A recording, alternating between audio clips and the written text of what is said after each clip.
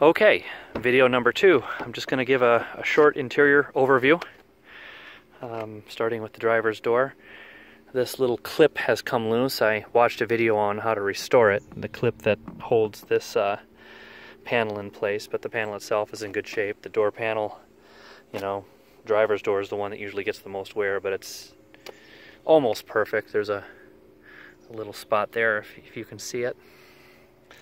The steering wheel is the thing that I would replace first in the interior if I were to really begin the restoration of the car. I mean, the overall leather and stuff is in good shape, but the wood really took a beating in the southern heat. And then the second thing I mentioned in the ad, while the wood grain itself appears to be in good shape and not cracked, some of these buttons have let loose, and it's the attachment clips in the buttons that have let loose. That bug flying around, by the way, that's a Minnesota mosquito. That's our state bird. And sometimes this glove box doesn't want to work. The phone thing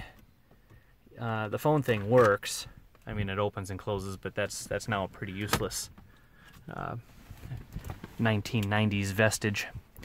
I don't know how well this is coming out, but you can see the interior. It's in pretty good shape. The carpets were shampooed, everything was sort of detailed out, which leaves a little bit of a fogginess on the windows that I'll just take some Windex and clean out. I'm just here in my driveway at this point. It's got a cheap window tinting on the back, which I guess you could choose to remove if you wanted to. The back seat shows almost no wear. As you can imagine, these things usually have really nice back seats. The suede headliner, Alcantara or whatever they call it, two-tone headliner, is in good shape. So let's see here.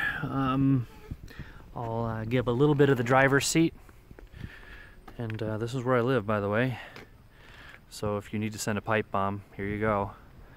The driver's seat, the leather is pretty supple. It's not cracked. I don't really see any cracks in it. You get the normal wear right here, but it hasn't worn through by any means, and this center part is just nice and soft and supple, so I would say that the interior leather is in pretty good shape. And then I mentioned this armrest. They sort of take a beating. A lot of the W140s have more or less the same thing. It's not an expensive armrest to get hold of.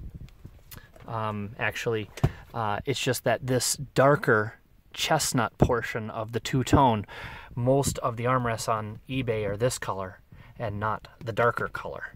So it's finding this. They also make completely wood ones, which would look really sharp. It's just something that I don't have time to get to. Let's see, this is 3 minutes long. I'm going to do another video. I'll be right back.